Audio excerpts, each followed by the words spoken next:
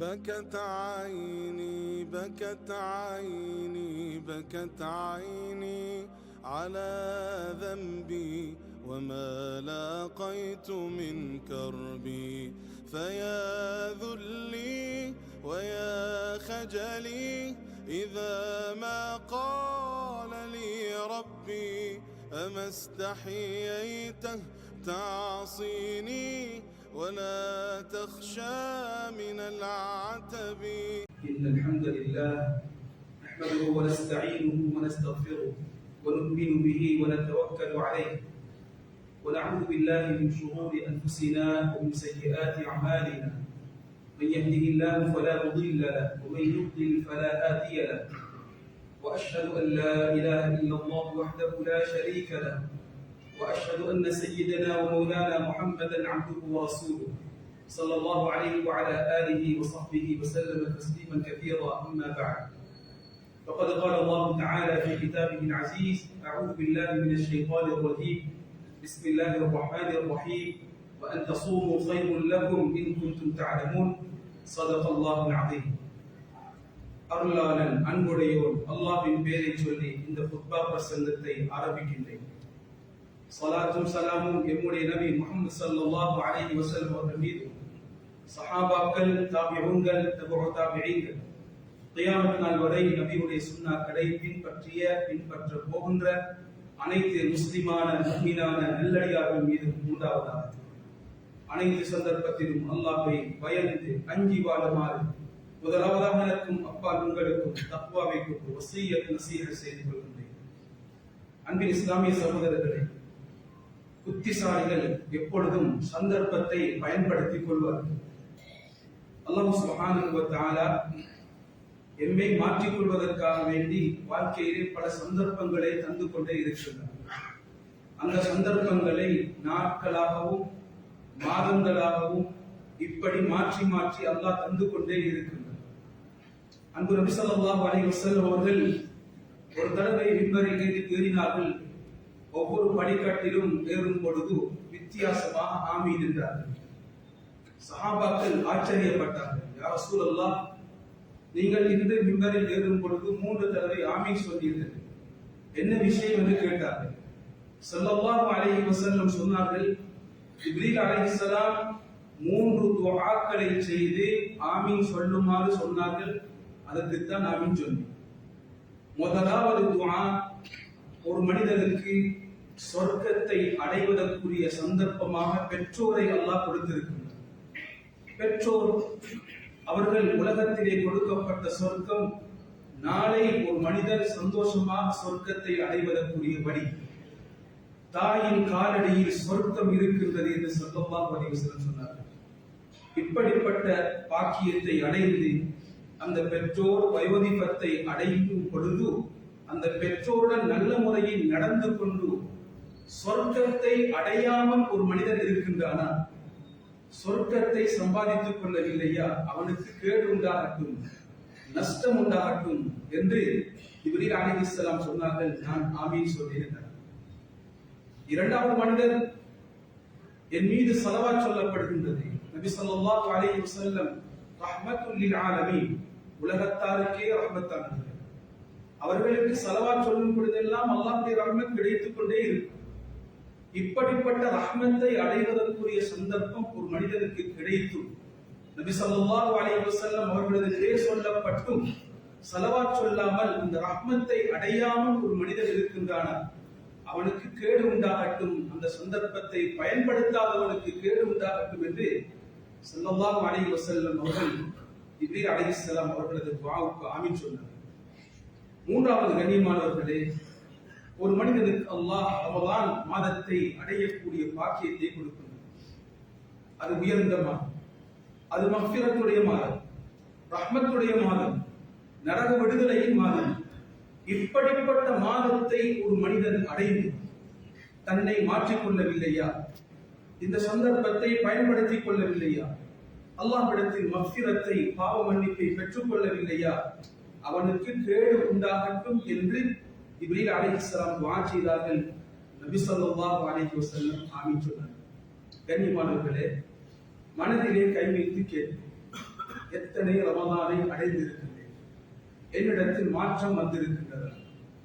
First ரமலானை அடையும் பொழுது என் மனதிலே என்ன தக்வா இருந்ததோ, என்ன வேண்டுதல் இருந்ததோ, என்ன அல்லாஹ்வுடைய சிந்தனை இருந்ததோ, என்னையும் என்னை படைத்த ரப்புல் ஆலமீனுக்கும் இடையில் என்ன கனெக்ஷன், என்ன தொடர்பு இருந்ததோ, அந்த தொடர்பிலே ரமலானின் கடைசியை அடையும் பொழுது, பெருநாள் தினத்தை அடையும் பொழுது என்னிடத்தில் மாற்றம் வந்திருக்கின்றதா இல்லை? அன்புக்குரியவர்களே, கண்ணியமானவர்களே, ரமலான் எம்மை மாற்றிக் கொள்வதற்கு சிறந்த ஒரு சந்தர்ப்பம். அல்லாஹ் சுப்ஹானஹு வ தஆலா ரமலானிலே எம்மை மாற்றிக் கொள்வதற்கு பல நல்ல காரியங்களை வைத்திருக்கிறார். அல்லாஹ் ஈமான் கொண்டவரை பார்த்து ஒரு முக்கியமான கடமையை சொல்கின்றான். அதை சொல்லும் பொழுது எப்படி சொல்கின்றான்? அது ஆச்சரியமான முறை. யா அய்யுஹல்லதீன ஆமனூ, ஈமான் கொண்டவர்களே, குத்திப அலைக்குமுஸ் ஸியாம், உங்களுக்கு நோன்பு கடமையாக்கப்பட்டுள்ளது. அல்லாஹ் தனக்கும் தனது அடியார்களுக்கும் இடையில் உள்ள உறவை வைத்து அல்லாஹ் எம்மை அழைக்கின்றார். ஒரு வாப்பா தன் பிள்ளையை மகன் என்று அழைக்கும் பொழுது மகனின் உள்ளத்திலே உண்டாகக்கூடிய சந்தோஷம் வித்தியாசமானது.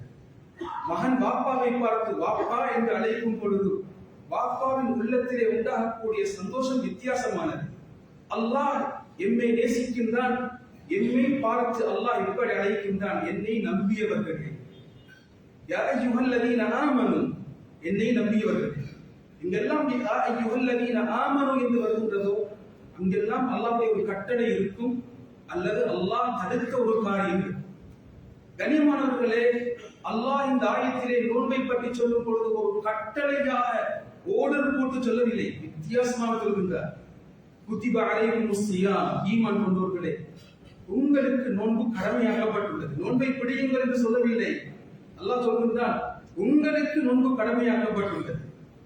கண்ணியமானவர்களே, அப்படி சொல்லிவிட்டு அல்லாஹ் அதையும் இலகுவாக்கி காட்டுகின்றார். கமா குத்திப அலல் லதீன மின் கப்லிக்கும், உங்களுக்கு மாத்திரம் இந்த நோன்பு கடமையாக்கப்படவில்லை, உங்களுக்கு முன்னால் உள்ளவர்களுக்கும் இந்த நோன்பு கடமையாக்கப்பட்டுள்ளது. எனக்கு மாத்திரமல்ல இந்த கட்டளை. ஒரு ஆபீஸிலே வேலை செய்கின்றோம், ஒரு கட்டளை வருகின்றது, ஒரு டிசிப்ளின் சொல்லப்படுகின்றது, எனக்கு மாத்திரமல்ல அனைவருக்கும் உள்ள விஷயம் தான் இது என்று வரும்பொழுது அதை ஏற்றுக்கொள்ள மனதிற்கு இலகுவாக இருக்கும். அல்லாஹ் சொல்கின்றான், நோன்பு உங்களுக்கு மாத்திரமல்ல, உங்களுக்கு முன்னால் உள்ளவர்களுக்கும் கடமையாக்கப்பட்டிருக்கின்றது. அல்லாஹ் அப்படி சொல்லிவிட்டு இந்த நோன்பை வீணாக நான் உங்களுக்கு கடமையாக்கவில்லை, ஒரு பர்பஸுடன், ஒரு நோக்கத்துடன் நான் கடமையாக்கி இருக்கிறேன். லஅல்லக்கும் தத்தகூன், நீங்கள் அல்லாஹ்வை உண்மையான முறையிலே பயப்படக்கூடிய முத்தகீன்களாக மாற வேண்டும் என்பதற்காக வேண்டி இந்த நோன்பு கடமையாக்கப்பட்டுள்ளது என்று அல்லாஹ் தஆலா சொல்லி காட்டுகிறார். அன்புக்குரியவர்களே, கண்ணியமானவர்களே, இந்த நோன்பின் மூலம் நாம் தக்வாவை அடைகிறோம். தக்வா நோன்பிலே இருக்கின்றது. அல்லாஹ் சுப்ஹானஹு வ தஆலா அனைத்து அமல்களுக்குரிய கூலியையும் சொல்லி இருக்கிறார். ஆனால் 3 அமல்கள், அந்த அமல்களுக்குரிய கூலிகள் சொல்லப்படவில்லை. அந்த 3 அமல்களில் 2 குர்ஆனிலே சொல்லப்பட்டிருக்கின்றது. ஒன்று ஸல்லல்லாஹு அலைஹி வஸல்லம் ஹதீஸிலே சொன்னார்கள். அல்லாஹ் சொல்கின்றான், மனிதன் செய்யக்கூடிய அமல்கள் அனைத்தும் அவனுக்கு சொந்தமானது. இல்ல ஸௌம், நோன்பை தவிர. நோன்பு அதற்குரிய கூலி சொல்லப்படவில்லை. நோன்பாளிகள் தையான் என்ற வாசல் மூலமாக நுழைவார்கள் என்று சொல்லப்பட்டிருக்கின்றது. அப்படி வந்திருக்கிறது, அந்த கேட் மூலமாக சொர்க்கத்துக்கு என்டராகுவார்கள் என்று சொல்லப்பட்டிருக்கின்றது. ஆனால் என்ன கூலி சொர்க்கத்தை அடைந்தால் என்று சொல்லப்படவில்லை. அல்லாஹ் சொல்கின்றான், நானே கூலி தருகின்றேன். நோன்பாளிகள் நாளை அல்லாஹ்வை சந்திக்கும் பொழுதுதான் நோன்பின் உண்மையான கூலி என்ன என்பதை நாம் கண்டுகொள்ளலாம். அன்புக்குரியவர்களே, கண்ணியமானவர்களே, இந்த நோன்பின் மூலம் உண்மையான தக்வாவை நாம் அடைந்திருக்கின்றோமா? சென்ற ரமலானிலே நாம் சிந்தித்து பார்க்க வேண்டும். கண்ணியமானவர்களே, நோன்பின் நோக்கம் வெறும் வயிறு மாத்திரம் பசித்திருப்பது அல்ல. நோன்பின் நோக்கம் எமது உறுப்புகள் அனைத்தும் நோன்பு பிடிக்க வேண்டும். ஸல்லல்லாஹு அலைஹி வஸல்லம் ஹதீஸிலே சொன்னார்கள், ஒரு நோன்பாளி நோன்பு பிடித்திருக்கின்றார், பொய் பேசுவதை விடவில்லை, தன் வாழ்க்கையை மாற்றிக் கொள்ளவில்லை, அவரது வாழ்க்கை அல்லாஹ்வுக்கு மாற்றமான முறையிலே பொய்யும் களவும் அல்லாஹ்வுக்கு விருப்பம் இல்லாத முறையில் தான் இருக்கின்றது என்றால் ஸல்லல்லாஹு அலைஹி வஸல்லம் ஹதீஸிலே சொன்னார்கள், ஃபலைஸ லில்லாஹி ஹாஜத்துன் ஃபீ அன் யதஅ தஆமஹு வ ஷராபஹு, அவரது சாப்பாடையும் அல்லாஹ் தடுத்த அந்த பானங்களையும் விடுவதிலே எந்த ஒரு தேவையும் அல்லாஹ்வுக்கு கிடையாது. நாம் தொழுவதனால் அல்லாஹ்வுக்கு எதுவும் கூட போவதில்லை. நாம் நோன்பதுதான் அல்லாஹ்வுக்கு எதுவும் கூட போவதில்லை. அன்புக்குரியவர்களே, கண்ணியமானவர்களே, நோன்பின் மூலம் நாம் தக்வாவை சம்பாதித்துக் கொள்ள வேண்டும்.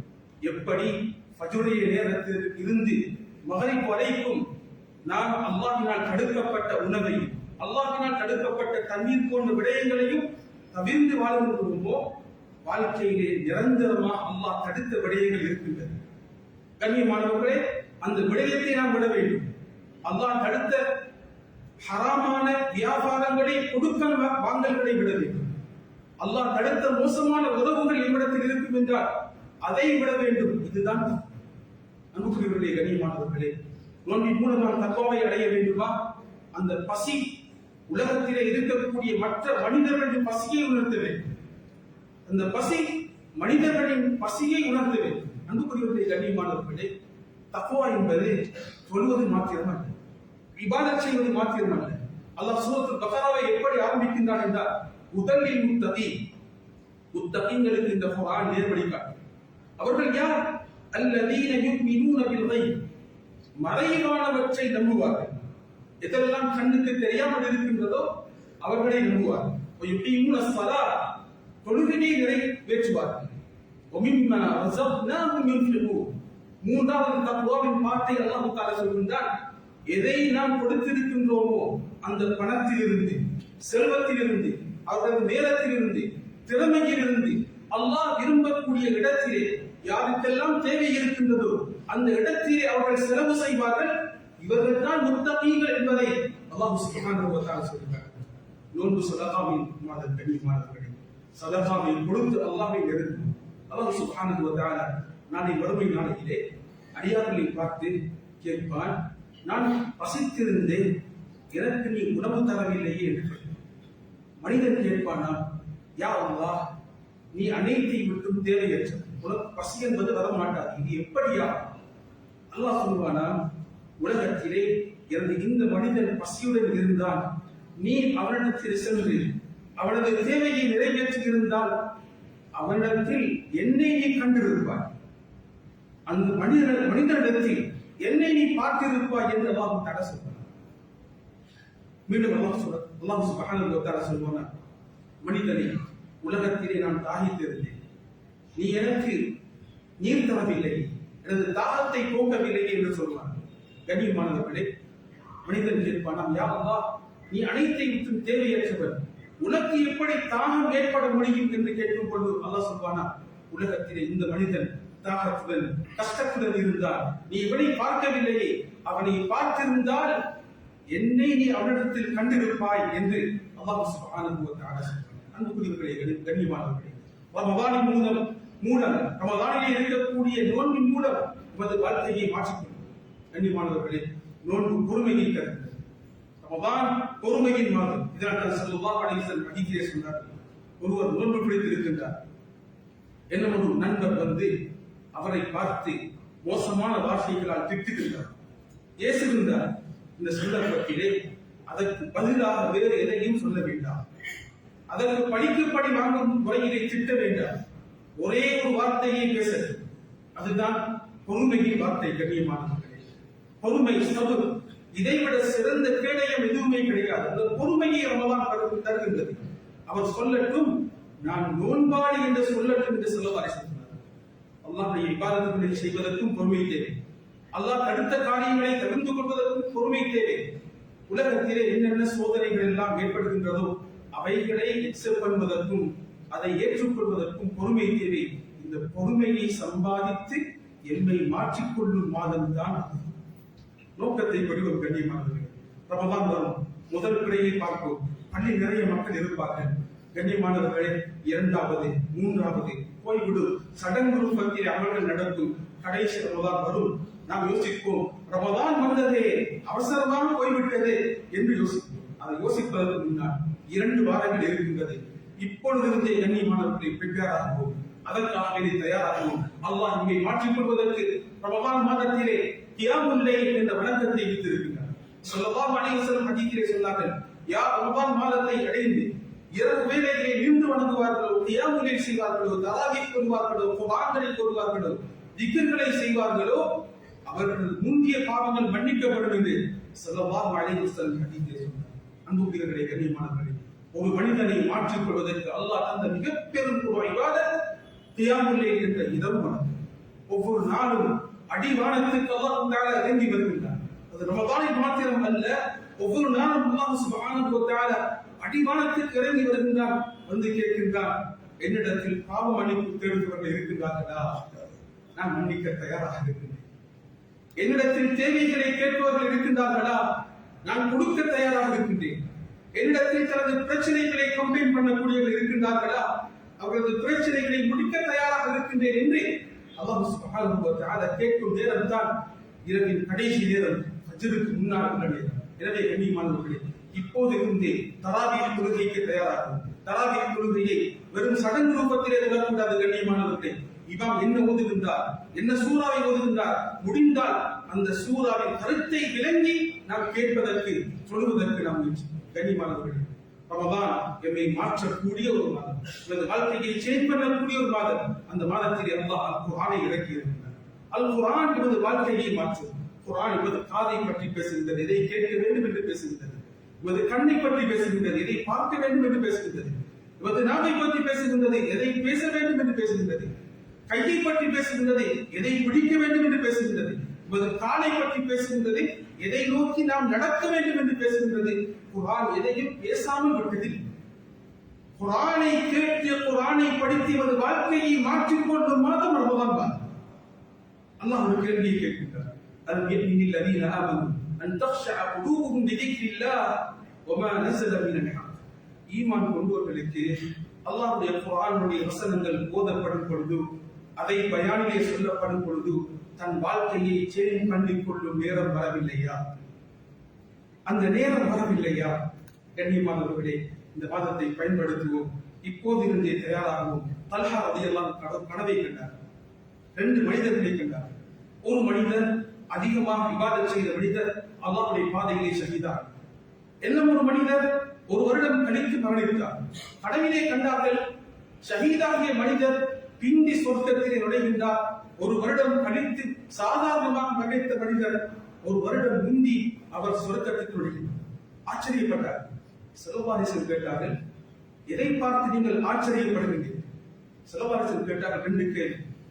ஒரு வருடம் அவர் தொழவில்லையா? ஃபர்தான தொழுகைகளை, சுன்னத்தான தொழுகைகளை அவர் தொழவில்லையா? ஒரு வருடம் அதிகமாக ரமலான் மாதத்தை அடைந்து அல்ஹம்துலில்லாஹ், சென்ற வருடம் ரமலானிலே இருந்த எத்தனையோ சகோதரர்கள் இன்று இல்லை. எனக்கு அல்லாஹ் இந்த ரமலானை அடையக்கூடிய பாக்கியத்தை தந்திருக்கின்றார். ரமலானை அடைந்து நோன்பு நோக்கக்கூடிய சந்தர்ப்பத்தை அல்லாஹ் அவருக்கு கொடுக்கவில்லையா என்று ஸல்லல்லாஹு கேட்டு சொன்னார்கள். 2 பேருக்கும் இடையுள்ள வித்தியாசம் என்ன தெரியுமா? மா பைன ஸமாஇ வல் அர்த், வானத்துக்கும் பூமிக்கும் இடையில் உள்ள வித்தியாசம். வானத்துக்கும் பூமிக்கும் இடையில் உள்ள வித்தியாசம் என்று ஸல்லல்லாஹு அலைஹி வஸல்லம் ஹதீஸிலே சொன்னார்கள். ரமலானை பயன்படுத்துவோம். மனிதர்களை பற்றி பேசுவதை நிறுத்துவோம். மனிதர்களை பற்றி சிந்திப்பதை நிறுத்துவோம். ரப்புல் ஆலமீனுடைய தொடர்பை ஏற்படுத்தி அல்லாஹ்வுடைய நல்ல ஒரு அடியானாக, முத்தகியாக மாறுவதற்கு இந்த மாதத்தை நாம் பயன்படுத்தக்கூடிய சந்தர்ப்பத்தை அல்லாஹ் என் அனைவருக்கும் தந்தருள்வானாக. வாஹிரு தஅவானா அல்ஹம்துலில்லாஹி ரப்பில் ஆலமீன்.